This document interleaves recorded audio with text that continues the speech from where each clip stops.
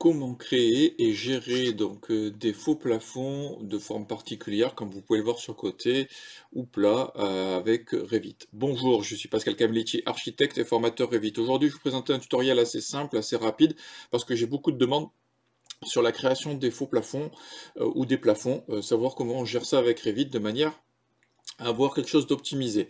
Avant de démarrer ce tutoriel, je vous rappelle qu'en cliquant sur le lien qui est sous la vidéo, vous allez pouvoir saisir votre prénom et votre email pour pouvoir recevoir mes conseils gratuits tous les jours. Et pour pouvoir passer au niveau supérieur, évidemment, il y a la box avec plein de choses dedans, donc n'hésitez pas à nous rejoindre pour pouvoir avoir l'accès à la box. Allez, c'est parti pour ce tutoriel. Alors, pour pouvoir réaliser ce genre de faux plafond, on va voir la méthodologie. Vous allez voir, c'est hyper simple. Ce que je vais faire, c'est que je vais déjà les supprimer de manière à avoir. Hop, je vais faire une petite tabulation. Je vais l'attraper ici. Voilà. Là, je le supprime. Voilà. Alors, pour pouvoir réaliser un faux plafond, déjà, ce que vous devez savoir, c'est que vous avez la possibilité, dans l'onglet Vue, ici, de pouvoir avoir, dans la partie ici, créer des vues de plan de plafond. À quoi cela va vous servir? Donc, du coup, là, si je le fais, alors, évidemment, j'en ai ici, je les avais créés ici, donc ce que je vais faire, c'est que je vais les supprimer. Comme ça, on ne les a pas. Normalement, vous ne les avez pas ici. Il vous suffit donc de venir ici et de venir de vue des vues de plafond. Donc, celle-là, si je prends le niveau 1, par exemple, je vais avoir une vue ici qui va me permettre de pouvoir tracer mon plafond. Et principalement, cette vue va me servir à pouvoir placer les éclairages. C'est surtout ça qui est important. Et éventuellement, si j'ai du faux plafond avec du quadrillage, gérer tout ça. Alors, imaginons que je veuille, dans cette pièce-là, faire un faux plafond. Je vais dans architecture, je vais dans plafond. Si je prends un plafond avec des dalles, si je fais, alors j'ai la possibilité de faire un plafond automatique qui va sélectionner le contour complet. Imaginons que je veuille vraiment moi-même faire un tour particulier, bah, il va me falloir, donc je vais pouvoir faire ça. Voilà, choisir mon profil. Ce qui veut dire que si vous avez des pièces un peu complexes, ça peut être assez long. Et après vous faites ajuster évidemment pour pouvoir finir les éléments. Alors il a fait une alerte parce que du coup il y a deux lignes qui se touchaient qui étaient pour lui déjà liées. Donc là, si je valide ici, je vais avoir mon plafond.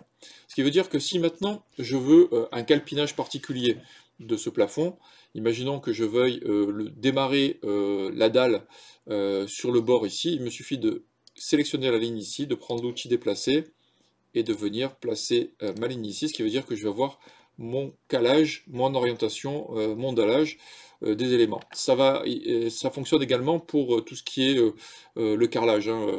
Voilà, je fais un petit aparté pour que vous compreniez. On a ça. Maintenant, imaginons que je veuille aussi mettre ça à 45 degrés. Bon, je sais pas à quoi ça sert, mais pourquoi pas. Donc là, je ferai ça. Et donc là, je prends l'outil rotation. Je fais barre d'espace ou lieu ici. Je prends point de départ et je fais mon angle, allez, à 45 degrés. Et là, j'ai mes plafonds qui sont orientés. Vous voyez, c'est hyper simple. Donc, ce qui veut dire que maintenant, si je retourne là, sur ma vue ici, hop, j'ai mon plafond qui est donc ancré. Alors, est-ce que je coupe bien au bon endroit? Oui, il est bien là. Donc, du coup, c'est-à-dire que du coup, il doit être placé. Alors, il faut réussir à l'attraper avec tabulation. Là, on voit que c'est un très fin, quelque chose de très très fin. Donc là, si je le bascule avec un isolant, voilà, je l'ai ici. Voilà, je peux le descendre et choisir ma hauteur. Voilà, si je mets 2,50 m, voilà, j'ai mon faux plafond qui est ici. Vous avez vu, c'est assez facile. Ce qui est possible de faire aussi, c'est de savoir, c'est que vous pouvez attacher l'élément avec un autre. Donc si je fais modifier, déplacer et que je viens déplacer mon faux plafond et que je l'accroche ici, si je fais un attaché de cet élément avec cet élément, donc on va avoir des liaisons qui vont se créer. Ça va pouvoir gérer aussi tout ce qui est question de ligne, etc. Bon, à vous de voir ce que vous voulez. Donc là, je vais enlever l'attachement pour pouvoir le gérer indépendamment. Voilà, pour pouvoir gérer mes choses. Maintenant, pour pouvoir faire dans la salle de bain un faux plafond qui va être incliné dans la pente, donc là c'est du 30 degrés. Il me suffit donc de réaliser la même chose, c'est-à-dire que du coup je peux aller sur mon plan de plafond, niveau 1, je vais aller dans ma salle de bain ici, dans architecture, plafond, je vais prendre mon plafond avec mon isolant.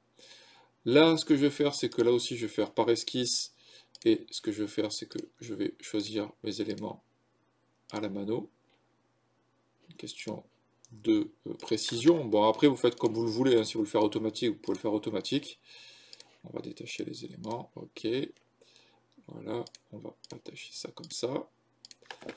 Et là, maintenant, ce qu'il faut, c'est que vous sélectionnez la ligne qui va partir comme pour les toitures. On va choisir l'inclinaison. Là, je prends, et là, je fais donc 30%, qui me fait 16 degrés. Je valide. Et là, donc, on voit, bon, il y a un élément, il l'a pris. Pourquoi il a mis un quadrillage, je ne sais plus. Bon, à voir. Parce que peut-être que sur la base de mon plafond, il y avait quelque chose. Là, ce que je pourrais faire là aussi, une rotation.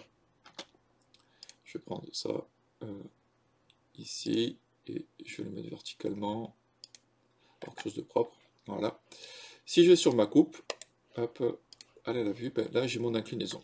Il me suffit donc après de placer à l'endroit où je veux, donc mon plafond évidemment, et je pourrais éventuellement, le sélectionnant ici, changer la valeur de décalage du niveau pour avoir un calage précis comme je le souhaite. Voilà, vous voyez, c'est très simple, très rapide à réaliser.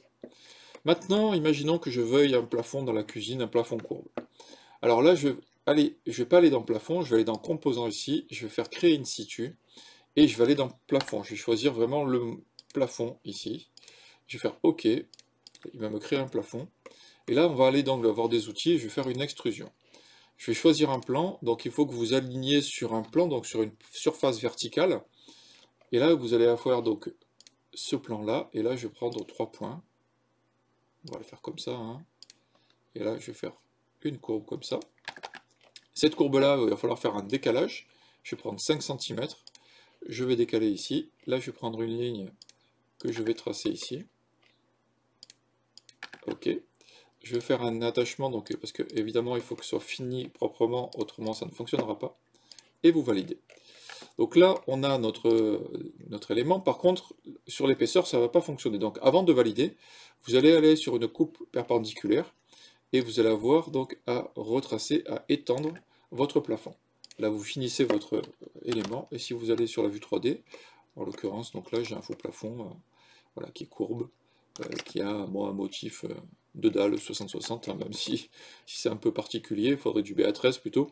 Mais voilà, vous voyez que c'est très facile à réaliser, il n'y a pas de difficulté particulière, et vous avez tout ça. Maintenant, ce qu'il faut savoir, c'est que vous avez la possibilité d'accrocher donc des éclairages. Donc vous allez sur le niveau plafond, sur le plan de plafond de votre niveau. Il va vous falloir aller chercher des éclairages. Donc les éclairages, ils se situent donc dans la famille système. Vous allez aller ici dans la partie luminaire, et vous allez pouvoir charger une famille. Et là, vous allez aller donc, ça se situe alors dans Revit, librairie, French pour moi. Ensuite, donc, vous allez donc map électrique.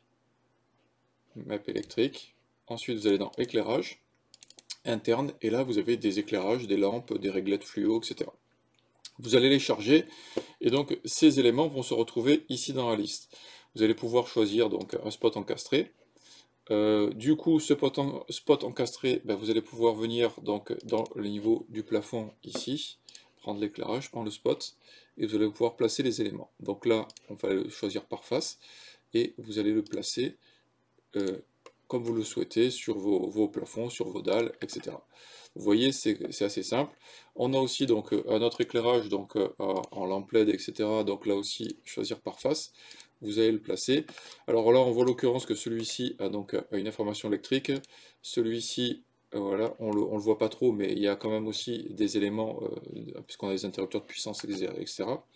Donc là, maintenant, si je vais dans la vue ici, on va voir donc les éclairages qui sont positionnés de manière à être clair pour pouvoir les voir. Autrement, si vous ne les voyez pas, c'est que dans votre plage de vue, vous n'avez certainement pas les éléments. Donc vous changez la plage de vue, évidemment, vous passez en sans limite, de manière à avoir la profondeur que vous voulez, pour pouvoir voir, parce qu'on est sur le dos et qu'on regarde le plafond, donc automatiquement pour avoir le maximum de profondeur. Pour les éclairages qui seraient à placer sur des plans inclinés, là c'est un peu particulier, il vous faut une famille spécifique. Je vous ferai un tuto spécifique pour pouvoir créer un éclairage qui vient sur une inclinaison. Donc comme ça, vous pourrez voir ça dans un prochain tutoriel. Donc n'hésitez pas à vous abonner à la chaîne de manière à pouvoir avoir les notifications donc, des nouvelles vidéos et ne pas oublier pour pouvoir voir les choses comme ça, ou évidemment vous abonner donc, en cliquant sur le lien qui est sous la vidéo pour pouvoir recevoir mes conseils gratuits et l'annonce de mes nouveaux tutoriels. Voilà.